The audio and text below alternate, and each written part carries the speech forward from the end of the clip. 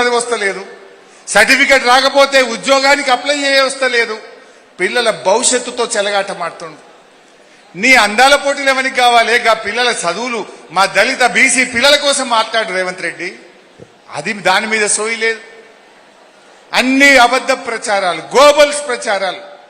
ఇవాళ నిజాయితీ లేదు ఆయన మాటల్లో.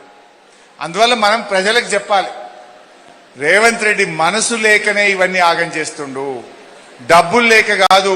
డబ్బులు అందాల పోటీలకు పెట్టిండు, 3 క్యాంప్ ఆఫీసులు కట్టుకుంటుండు. ఇవాళ అనేక డబ్బులు మెస్సీతో ఫుట్బాల్ ఆడడానికి ఖర్చు పెడుతుండు తప్ప ఈయన డబ్బులు లేక కాదు.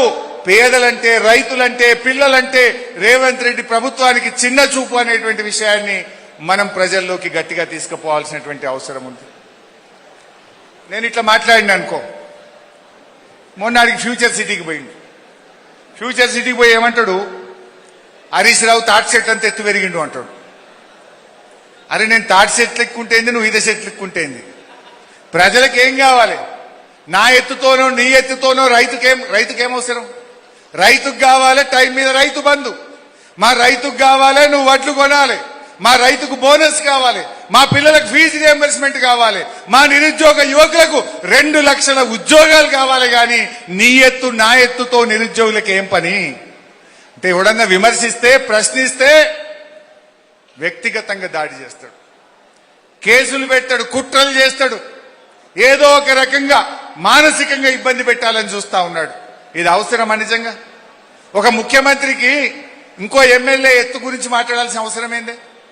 నువ్వు పొడుగుంటేంది, పొట్టిగుంటేంది, ఎత్తుంటే నీకెందుకు? నీ పనిలో పొడుగు ఉండాలి, నీ మనసులో, నీ గుణములో నువ్వు పొడుగు ఉండాలి తప్ప మనిషి ఎవరి ఎత్తు పొడుగులతో ప్రజలకు కాదు కదా కావాల్సింది.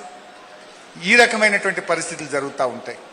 అందువల్ల మనం బీఆర్ఎస్ కార్యకర్తలుగా నేను మీకు ఇచ్చే మాట ఒక్కటే, రేవంత్ రెడ్డి అన్నాడు ఇందాక, అటున్న సూర్యుడు ఇటు పొడిచిన, భూమి బద్దలైన, భూకంపం వచ్చిన 15 ఆగస్టు కల్లా రుణమాఫీ చేస్తా అన్నాడు. విన్నారా? కానీ దాంతో మనకేమర్థమైంది? ఇప్పుడు ఇలా భూమి బద్దలైనా, భూకంపం వచ్చినా మళ్ళొచ్చే government BRS government, KCR government అనే విషయం అర్థమైంది. ఇలా ప్రజల్లో ఒక మాట స్పష్టంగా కనబడుతుంది, మాకు ఈ స్కాముల ప్రభుత్వం వద్దు, స్కీముల ప్రభుత్వమే మళ్ళీ రావాలి, మళ్ళీ రావాలి అంటున్నారు. స్కీముల ప్రభుత్వం అసలు ఎలక్షన్లో చెప్పినాడే కేసీఆర్. ఓట్లప్పుడు రైతు బంధు ఇస్తా అని చెప్పిండా? చెప్పకపోయినా రైతు బంధు ఇచ్చిండు. ఎలక్షన్ల ముందు రైతు బీమా ఇస్తా అని చెప్పకపోయినా రైతు బీమా ఇచ్చిండు. ఎన్నికల ముందు కేసీఆర్ కిట్ ఇస్తా అని చెప్పలే, అయినా కేసీఆర్ కిట్ వచ్చింది. ఎలక్షన్ల ముందు కళ్యాణ లక్ష్మి ఇస్తా అని చెప్పలే, మాట ఇయ్యకపోయినా కళ్యాణ లక్ష్మి పథకం తెచ్చిండు.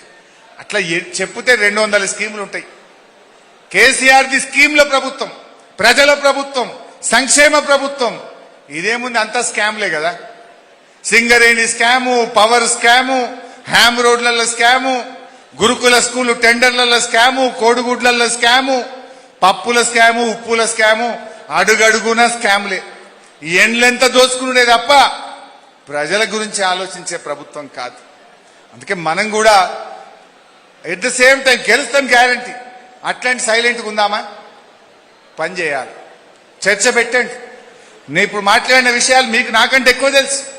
ఇలా కొంతమంది మా సోషల్ మీడియా తమ్ముళ్ళు అద్భుతంగా పనిచేస్తున్నారు, ఇన్నోవేటివ్ ఐడియాస్తో ఇగ్నైట్ చేస్తున్నారు, ప్రజలకు అర్థమయ్యేటట్టుగా చెప్పే అద్భుతమైన బీఆర్ఎస్ సోషల్ మీడియా చాలా చక్కగా పనిచేస్తూ ఉంది.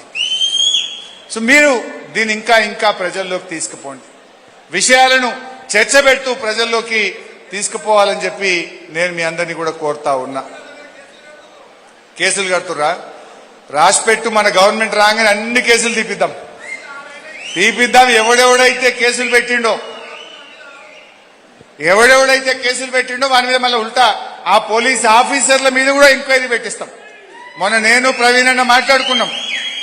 అక్రమ కేసులు పెట్టినోడి మీద, తప్పుడు కేసులు పెట్టినోడి మీద మన ప్రభుత్వం వచ్చినాక ఈసారి ఇడిచిపెట్టాం. ఇలా రకరకాల కుట్రలు చేస్తున్నారు. టెలిఫోన్ ట్యాపింగ్ పేరు మీదనో, సోషల్ మీడియా కార్యకర్తల మీదనో అక్రమ కేసులు పెట్టి మనం దెబ్బతీయాలనుకుంటున్నారు. రేపు బీఆర్ఎస్ వచ్చినాక ఒట్టిగా కేసు మాఫీ చేసుడో, కేసు కొట్టుడు, కేసుడు ఎట్లా న్యాయం లేదు కనుక కొట్టుడు పోతుంది. కానీ రేపు మాత్రం ఈ తప్పుడు కేసు పెట్టినోని మీద రేపు విచారణ